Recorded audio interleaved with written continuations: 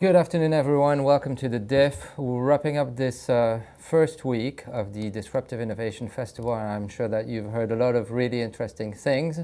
Here today with me, Josh from the Ellen MacArthur Foundation, I have Ella and Ken, my esteemed colleagues, and we're going to be talking about the general idea of a circular economy and also how it's been picked up in the general debate, whether that's in the public sector or with the corporations, to get a sense of what progress has been made and what still needs to be done. So maybe first of all, before I jump into the first question, a quick reflection. There was this week an event put together by the German Ministry of the Environment, who happened to be the people who put circular economy at the heart of the new mandate for the G7 Resource Alliance program.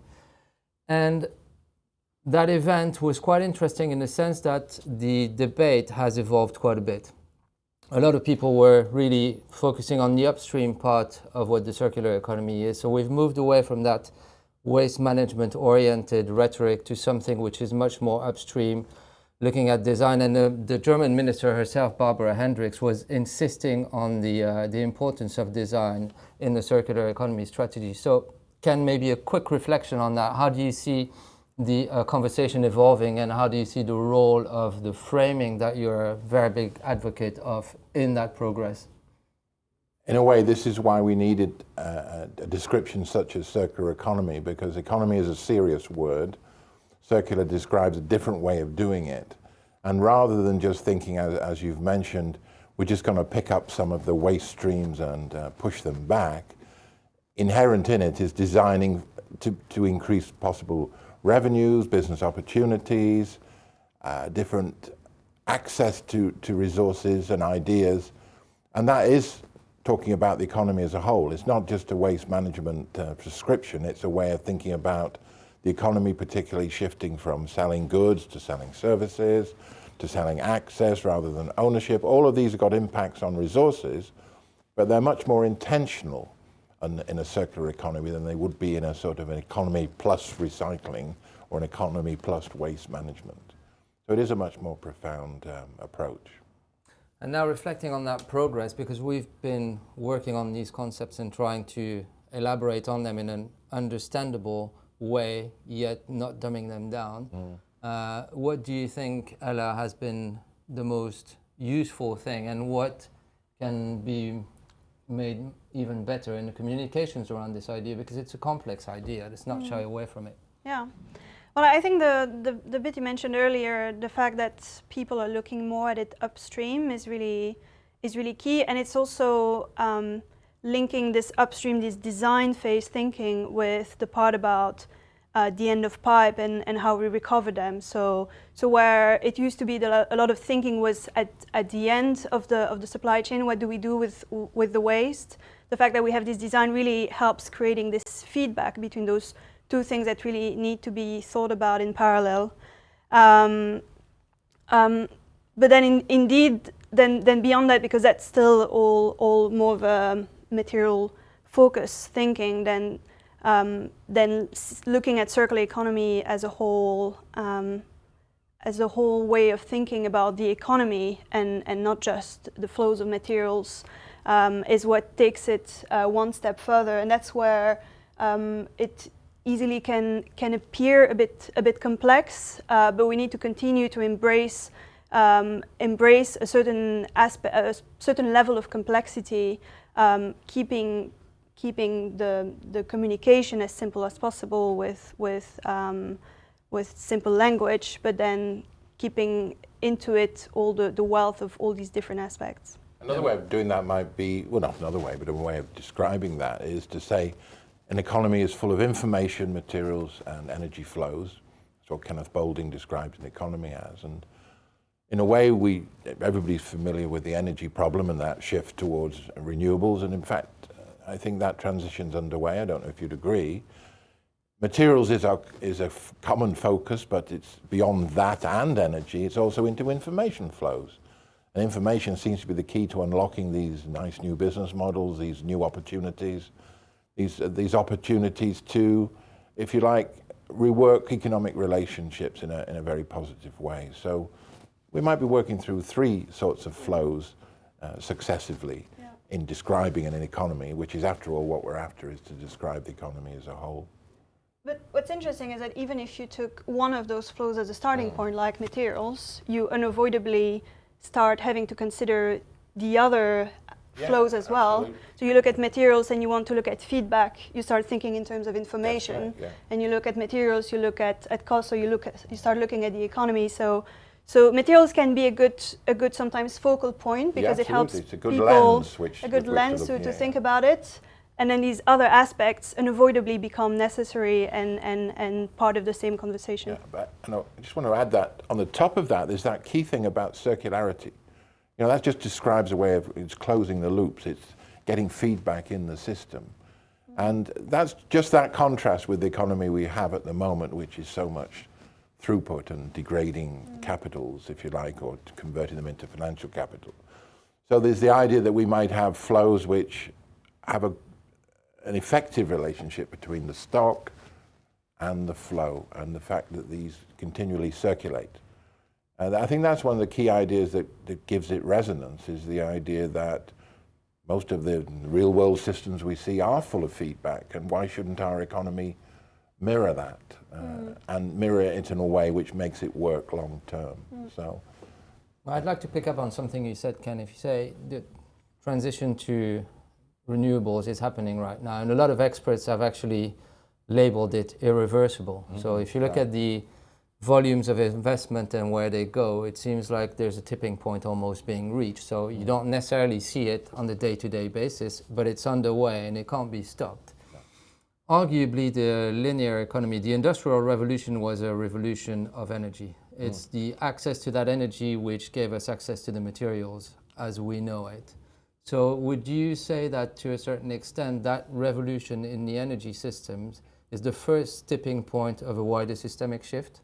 Well, we really hope so, because if we don't, we have a real problem, because almost all industrial systems, well, all of them, depend upon a secure and usable flow of energy. And this is where we create a lot of the surplus. You've got to have the energy equation right in some way.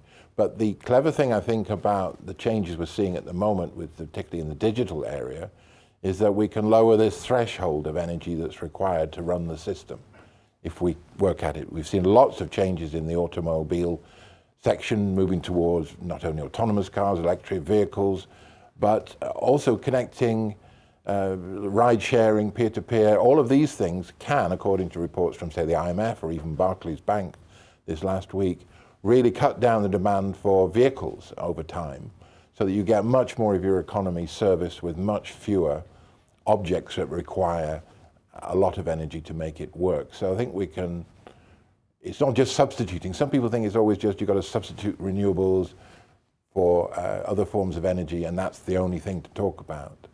But there's also this idea of how much different machines, different operations use. And if we can deliver more services and less goods, and we can meet people's needs more in that way, this is all going to add into this transition. It's also interesting to see that the simple framing of the question actually kind of skews the debate, because if you take the premise that the transition to renewables is going to need to meet the same needs that we have today in a linear system, then of course you're setting it up to fail, right? And you're going to talk about framing later in another session at 5. But it is something that's been very prevalent, I think, in the overall debate. It's that question of, this is what we have at the moment. How many windmills do we need to put to get to that level? But it's hardly the point, is it, Ella? Yeah, and I mean, I'm just thinking, like the way energy might have triggered, a change of energy triggered the Industrial Revolution. Isn't it more the way digital might be triggering this new revolution? Because it's the way digital helps. Because we might have a change in energy, but it seems to me that it's less profound than the change in energy we had for the Industrial Revolution. But the digital revolution, on the other hand, is making us able to really make sense of all these different flows, we've been talking about, and seeing this complexity and seeing it as something positive, and that we can learn from, and that we can benefit from. But doesn't it really just, to add to that, doesn't it mean that we can look at models of how we do things that were okay, they were there before, exactly, but now we can really make them sing? Of course, there's always been the idea of, you can rent a car, but now there's a super convenient way of doing it, that these cars are parked around the city, you know where they are, you've got your little pass card, and you can then use it immediately. Or the peer-to-peer car rental business is booming, so that everybody's cars also become a source of transport for other people. That's the way it's revolutionizing, isn't it? The resources question. And that's because digital, especially some of the, not just digital, but some of the recent ways we have to deal with data are making that you can deal with user data, for example. And all this user data can make things really convenient that weren't convenient before. But then they also help. We've seen cases where these types of technologies help you make decisions. For example, one of the challenges with materials is that there are so many different types of different materials. They have different properties, different benefits in different cases, different ability to be reused or recycled, and using the more recent data analysis approaches from machine learning and big data, you can much more effectively make sense of all that information, and that means that you don't have to necessarily dumb the system down, make it simple, which is pretty much what a linear economy is. It's a simplified version of what the economy really is. You can actually take into account all these feedbacks and try to make the most out of them, because you don't have to make all the calculation yourself. Yeah, just look at, say, manufacturing, because this used to be, well, it still is, based upon scale and selling. In order to get costs down, you have to make huge numbers of the things, and then you've got to make sure that they don't last particularly long, because the linear economy is very, very efficient. Very efficient, unlike that mug, which is going to be reprocessed. It's very efficient, but making things in very large scale means you've got to market the heck out of it. You've got to try and make it last not too long, because you want to sell it and you want to sell it again. You've got these, you don't want to see the product back again, because that ruins your efficient production process. You've got to plan for 20 or 30 years because you're building a great big factory. It just goes on and on. But now that we've got more intelligent systems, you can produce at a much smaller scale if you wanted. And perhaps, okay, the variable costs are somewhat higher, the costs for each unit, but if you put them into the system as products of service, you can work with that idea that it's a product that's providing you a service, or you can track where it is and how it's performing, so you can get much more utility out of it. So you can defeat scale and selling to some extent in some markets, because you've got information-rich systems and different forms of manufacturing too. So you can make things in a small batch at a pretty reasonable price now. Well, that's because you shift also the way the value creation system is not so much defeat one, it's bring one which is more effective, right? Yeah, that's right. You're not defeating it, but you're defeating the idea that you have to do it that way. Yeah. I should have said it that way. You defeat the idea that you can only do it with scale and selling. Now that those options are coming up, you can do it another way and still meet customer demands. And actually, the other thing about it is the ability to make things much more decentralized. That's another thing that digital brings, is you don't necessarily need to sort it out at the outset. No. You can let different communities or people or users participate into this. And that links with different ways of making things, but it's also because you can share that information. You can have things being adapted to the needs of different communities. So that can be much more effective. I mean, there's a value aspect, which is that maybe we want these things to include lots of different scales of organizations, but also just purely from an effectiveness perspective, it can create something that is much more resilient and much more able to deal with issues if you have many scales of involvement and organizations. Yeah, there was a story about, we had some flooding in Thailand a few years ago, really serious flooding. And there was one factory that got wiped out with this, and that was making a key component for some pharmaceuticals. And those pharmaceuticals disappeared after the stocks ran down off the shelves all over the world for 9 months because that one factory had been disabled. So the idea that you've got a distributed production system, potentially, that you can customize what you make and you can be much more flexible is a great boon in an era which is characterized by uncertainty. So you get a triple win in a way. You de-risk the organization, the supply chains. You get potential to produce in new ways at different scales. And you do great things about resources in a sense because you're not shipping all of those components that distance that you were doing before. You're shipping the design. So it's a really exciting bundle of opportunities. It doesn't get rid of the problems that we need a great deal of energy. That's still in transition. But I think it does paint a different sort of picture that design-led circular economy is the aspiration. And if you decentralize as well, I'm thinking about at the moment there's quite a bit of talk about the position and the power of cities within the new globalized economies. They're emerging more and more as global powerhouses, and they're interested in Fab Labs movement, makers, repairers, how to get to a certain extent a bit of agriculture within the city. So that decentralized model also plays to that kind of narrative.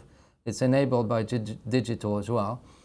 Some people would say you relocalize to a certain extent. That could be true, but it's not only true. It doesn't defeat globalization. It brings maybe a much more positive version of globalization. What do you think about that? Scales, isn't it? I mean, you operate at a range of scales. You don't say, at the moment it's so much focused on, got to do it at the global scale because that's where the efficiencies are.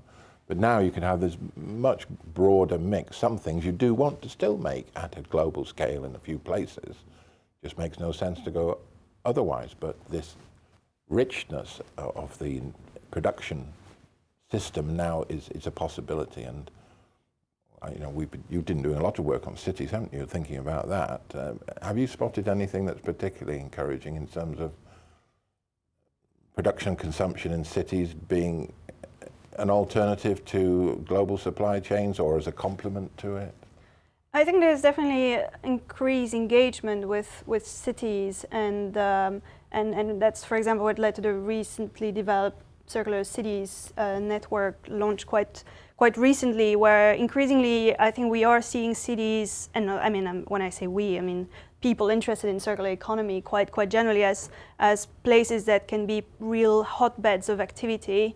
And it's true that the scale, I hadn't really thought of it in terms of the scale, but that's quite an obvious reason why that works quite well, is because different cities can work on an idea of circular economy with the actors that can drive it much more closely. There is a lot of innovation is associated to a city. There is nearly even like a communication aspect of being part of a city and launching circular economy activities in a city that speaks better than circular economy at the level of a whole country or whole continent. And so in terms of engagement and initiatives there, I do think we see more of them. We still have to, it's still going to take a few more years before probably we have a proper case study of a circular city at scale, like at the scale of the whole city, but there's definitely increased engagement there. Yeah, and I'm really excited by the way that this is a coming together of a number of trends, so that it almost makes it feel, we can expect that. We don't have to chivvy it in a way that you got to sometimes feel that you have to push things. It's more about revealing the possibilities and encouraging that, rather than, you're certainly not going against the grain, or one isn't going against the grain. It's in progress, but its full potential is not visible, I think. And it's more focused on the innovation aspect. So circular economy at the government level, there's a lot to do that is really useful in terms of removing some of the policy barriers, for example, or adding elements. At the city level, they probably have more the opportunity to really make it quite innovation focused, which is again quite a nice framing for it. Great stuff. So at this point, I'd like to open up the floor to my colleague Molly, who's been dying to tell you about what's going to happen in the DIF later this afternoon. Thanks, Joss. So we have lots of great things coming up at the DIF today. I don't want to take up too much of your time. Firstly, at 6 p.m, we have Jeff and Nicole from the Renewal Workshop, who will be talking about how you can create a circular economy for the apparel industry. And then at 5 p.m. today, we have Ken Webster back with us in the studio, who will be talking about the power of framing your message. Now, we've had a great first week at the DIF, but don't forget that you can watch all the sessions you've missed on Catch Up and even all the sessions you want to watch again. So, for example, this morning we had a session about how the sharing economy can learn from nature, and that was put in the context of regenerative cities. So that was a great session. Now, to watch Catch Up, you're going to want to get yourself a MyDIF account. But Catch Up's not the only reason to get yourself one of those, because with a MyDIF account, you can ask all our speakers all the questions you could dream of, and you'll also receive a bunch of tailored recommendations just for you. And lastly, I want to remind you all that please stay connected with us on social media. You can follow us at ThinkDIF to find out what will be going on for the rest of the festival, and tweet us your comments at #ThinkDIF. Thanks a lot. Back to you, Joss. Thanks very much, Molly. So as you can see, we have a pretty full schedule for that final day of that first week, and what a week it's been. I'm told that a few things have happened outside of the studio as well, so we might want to catch up on that this weekend. Ken, trick one for you. Well, I decided it was for you, actually. From social media, is there one definitive definition of the circular economy? No, thank goodness there isn't. I hadn't finished. All right. Well, the person also wants to know, would that be needed? Would it be needed? No, it isn't needed, and thank goodness there isn't one, because I think it describes a direction of travel. What we're trying to do is make the most of closing the loops, making those connections, making those effective flows. And so the more you try and define it, the more you begin to, if you lose its character in a sense, you get it fossilized. It's a growing idea. It's a bit like saying democracy. What's that? And people have got a question at the moment. It's a very good question. Yeah. A lot of people really get behind the idea of democracy, but know in practice that it's variably interpreted. But it's still a sense of their aspiration. The cure for many things is more democracy. They would probably say. And as different aspects of the circular economy expand and grow, it becomes more and more a general guiding idea. How do we make this more circular? How do we get feedback in this system which would improve its effectiveness? So I'm very comfortable with it being broad-based. I'm more worried about people saying, oh, that's just recycling up to bit, or that's just waste management. Okay, so let's put it another way. There might not be a need for a definitive definition of it, but could simplistic definitions of it put it on the wrong track? That is more a danger, yes. Because people are always thinking there in a habitual way. They say, circular economy, what's that like? Well, I know about recycling, for instance, or I know about waste. Oh, it must be that. And then the thinking stops. Whereas we're trying to, if you like, open up the discussion about what it can mean, and we're using this development that we've had in society particularly around digital, and about information flows and how systems really work, to take the discussion in that direction towards a more broader sense of what a circular economy means. There's always a risk when you have a definition that even when you tell yourself it's an evolving definition, it still constrains you a little bit to where you are. So I guess the fact that there are definitions out there, the fact that they all have different focus is probably valuable. It is valuable. until the point where it becomes anything you want it to be. And then that's ridiculous. And that's just that's just painting a wall in a way. It's sort of, I'll just make this, the color of the year is orange or something. I'll just call everything orange because that's what's in fashion this year. So it has to have some honesty with it, and it for me it relates most to feedback-rich systems, I suppose, if you put it in an abstract way. But it's about closing the loop and designing a system that would work. That's that intentional aspect of it. Okay, let's move from the theory to practice then. What are the best examples of circular economy going on now is what the audience wants to know. And I believe that was for you, Ella. I find it hard questions. Yes, there are many examples, but I need to choose a top one. I'm blanking a little bit now. What's your favorite example at the moment? One of my favorite ones, I suppose I'm a big fan of regenerative agriculture because it links back to the past. This was, we've always had farms that would work by retaining the nutrients that were generated on the farm, or enriching the soil. But people like Leontino Balbo can say that if we do this in a more up-to-date and intelligent way, we can work at scale.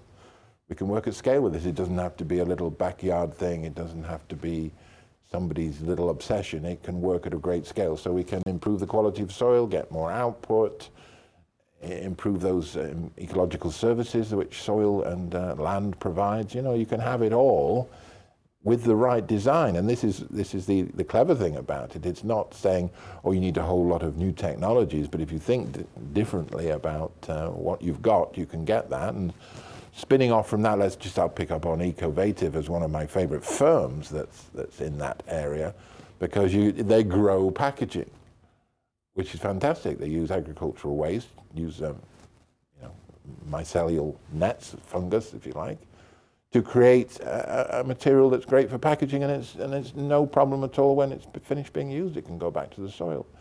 And perhaps the third one, just to do in a sort of series, Biomason is a new startup which is creating bricks by using bacteria to lock the particles of sand and grit together. They don't use furnaces and cook it at high temperatures. They use the activity of bacteria to create the solidity of the brick, that's what I enjoy most about it, is this, let's just rethink the problem we've got here.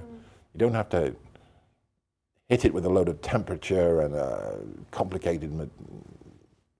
materials. You could rethink what you've got there and get a great outcome. I think some of the ones that I find most inspiring often are sometimes, I think there are interesting things happening in the built environment.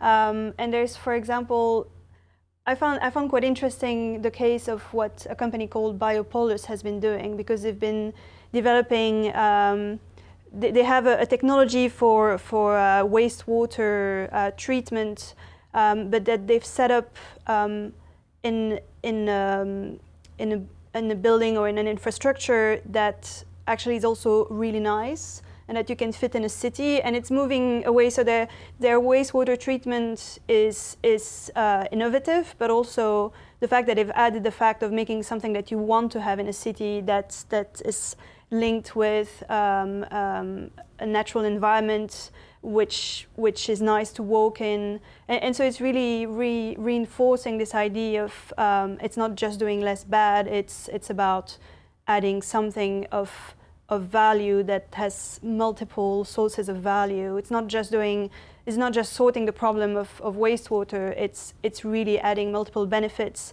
and then the same technology also leads to specific solutions for slums, for example, where you have modular buildings. So you can put something that depends on how much infrastructure you can add at a certain point and add additional modules. And there again, in addition to solving wastewater, it also provides some services that are currently not available in slums. So that's an interesting one, because it takes this systemic perspective of bringing all these elements together. And so that's one that I found quite interesting to explore. A couple of key words in a way might be multiple benefits and multiple revenue streams. You don't do something, you do something which spins off all of these additional potential cash flows or potential additional benefits. Because if waste is food in this sort of description, everything you do should be able to feed, if you like, other businesses, organizations, or the city or beyond. And I think that's the really exciting thing for younger people who are interested in design. It's designing to fit a system instead of designing on a very narrow criteria, perhaps. What does the customer want? Well, yeah, we can meet what the customer wants, but what does it do for this and this and this?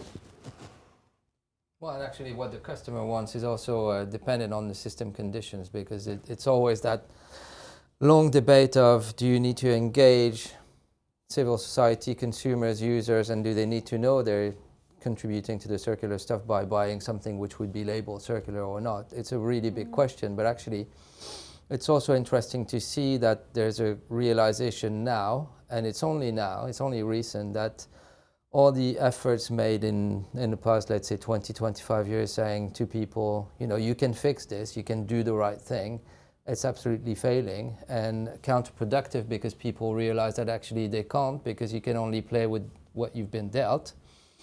And that kind of puts people off. So that systemic view is really important. Picking up on your point about designers, it's not so much about designing one thing and keeping your head down, and it's also being able to take a step back and say, how does that fit that system? What does it do for the rest? Which begs an important question, actually. How do you educate a generation to think like that? Well, there's a tricky one, because it's a big one. George Lakoff, and I was just reading about him just lately, says that you have to have a systemic, an understanding of indirect causes. You have to know how things happen, that they don't happen just directly, you know, A to B, but the whole system operating can affect what you get. For instance, a tornado in the Pacific could lead, through the various connections, to snowfall in New York in the winter time. That we have to understand how indirect causation works. And he says it's really quite difficult, and we have to deliberately learn it. So we have to move beyond just direct causation, this is the problem and this is the fix, as though you had a very limited system, to understanding indirect causation, systemic causation. And if you like, it's part of systems thinking, but we don't practice it much. And he says this has to be learned. There isn't even a language for it in any language, he says, a very simple way of doing it. You have to look at examples and learn from that. And that's one of perhaps the biggest challenges, that we don't naturally think in systems. We tend to think directly. A lot of talks in various universities around the world for the past few years. Do you see there's a progress when it comes to the understanding? Do people know how to tackle this, even though it's really complex? I haven't said complicated, I've said complex. Complex, yeah. How to turn that into something that can be passed on to the younger generations? Again, in a way, you're back to the information revolution, because the information revolution allows us to model complex systems, to show the patterns that develop, that it's not chaos, that there is order, it's ordered complexity, and to be able to reveal that to people. Because once they can see it in a way, they begin to understand it as a mode of thinking. So oddly, the digital thread, it runs through completely all of this discussion, because digital allowed us to see a complex world or make it visible, and it's now enabling us to do something in that world, and it's helping to teach us that you're not looking for a solution or a cause, you're looking at the way things interact. It's interactions and their consequences that we're trying to encourage people to understand and work with. Exactly what Facebook or Google or any of those people do. They use masses of data, masses of interactions, and look for the patterns. They're not looking for an answer, but they're using the information flows they've got to determine directions and approaches, and to make it fit for different people in different circumstances. I mean, I wanted to say that I think there is a point in helping the younger generation really be able to make sense of design of system thinking and the way the dynamics of systems. But I think they're also more and more aware of it, or maybe not aware, but I think it's more and more what they expect of how the world works, And I think that the fact that we have digital means of communication are making people experience complex dynamics more than they used to. For example, the way, if you're on Twitter, we know that one comment at some point can be completely missed out, and another day the same comment could lead to becoming a new trend on Twitter, and that these things are really hard to predict, and that you can have these reinforcing effects that make that at some point, it can be dramatic. Sometimes you can receive thousands or of letters of people hating you because of one comment you made, and it's really hard to predict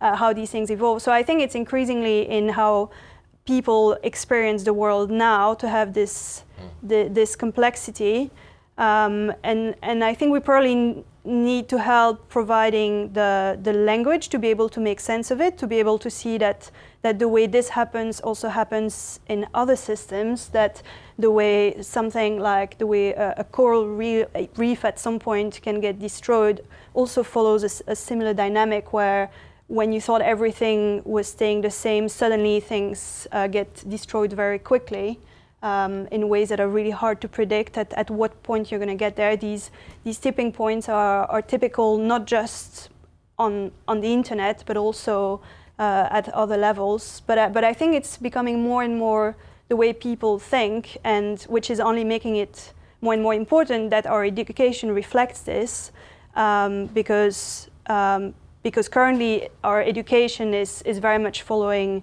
a much more simplified, siloed approach that I think, this is really a wild guess, but I think that the younger generation now increasingly sensitive to the fact that that's not how the world around them actually works.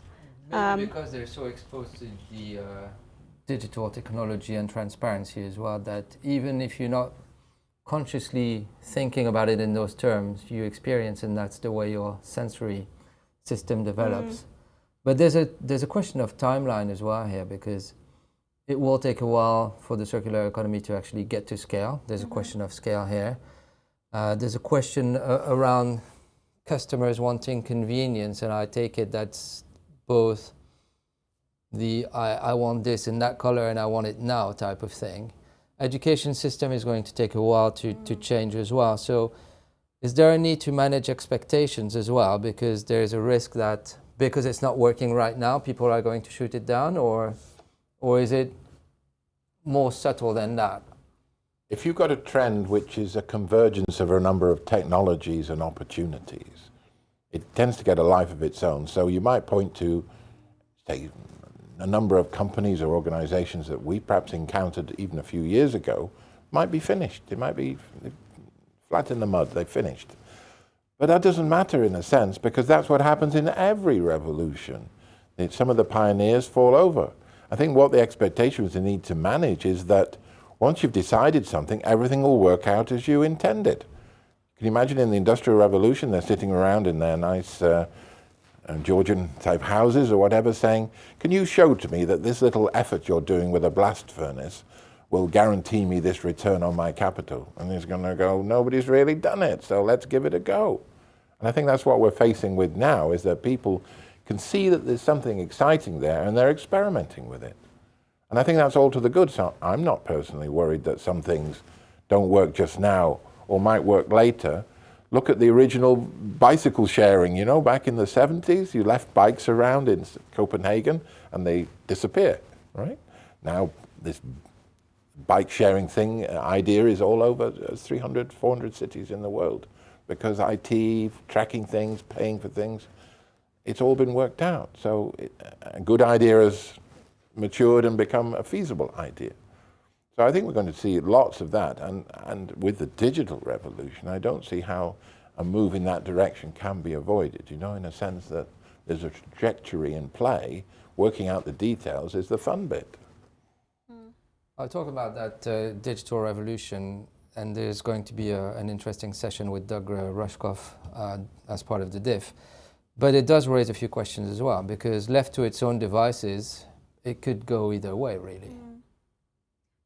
I guess because when you say with the digital revolution we're already on the path, it could also be a path towards something that is less beneficial. So I think there is a path that's moving, and in a sense our job is to frame it towards something that is really effective and with a value that is very inclusive as well. Yeah. But there is another path that could happen where digital is reinforcing some of the issues that we have today. Yeah. Yeah.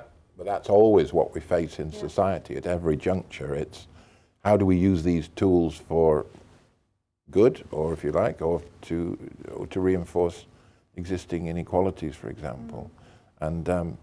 And that's why being aware and educated and involved and participating in the changes is so important. But I think also sometimes maybe it seems like there's so many things that need to change before we have, something that we can call, before we can say, we live in something that is predominantly a circular economy, but we don't necessarily need to have solved all these things before we get there. The way the Industrial Revolution took place, it didn't require everyone being involved in an industrial revolution. At some point, you have a change that's happening, and you get to this accelerated change that naturally tends to bring everything back into it.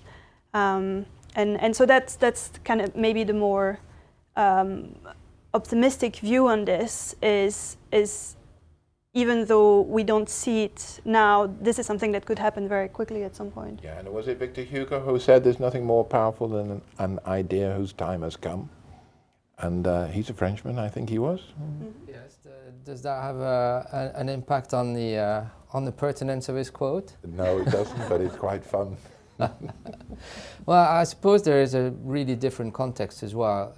Digital revolution means that everybody knows what's happening. At the time of the industrial revolutions, the people who were involved in it had no clue, and nobody around them, probably outside of a 1 mile radius, knew anything about it either. So that gives potential for the idea to develop much quicker. That also gives the potential for whoever would be, for X reasons, against that idea to shoot it down quickly. And that's at the heart of the question of what do we do with all that transparency and global dialogue as well? And isn't it a question of education in the first place? It's also a question of the way power shifts. I mean, the advantages of an industrial revolution were soon picked up by those who thought they could exploit it, both for good and evil, and in a sense that anything that changes the relationships between people, resources, and each other is going to be subject to exploitation of different sorts. Now, the overarching thing that we've got to try and make or ensure that is that it does, as Ella says, it is inclusive, it does create abundance, not scarcity, and it also regenerates and restores capital. These are deliberate choices in the human, because an economy is a constructed thing. It's made up by us through our imagination. So we've got to imagine the good things and then move towards them. And then protect that. That's why, talk about enduring ideas, democracy has endured so long, because it's a key to all of those things. Great final words, Ken. It's perfect for a thoughtful Friday afternoon. But we're not done here, so stick around. There are a few good things to come still, as Molly was explaining earlier. Tweet, #ThinkDiff. It's quite hard to say, actually, that thing. And we'll see you very soon for another exciting session. Ken's going to be back on at 5. Yeah, Ken, you're not going anywhere? Yeah, we're Scotland.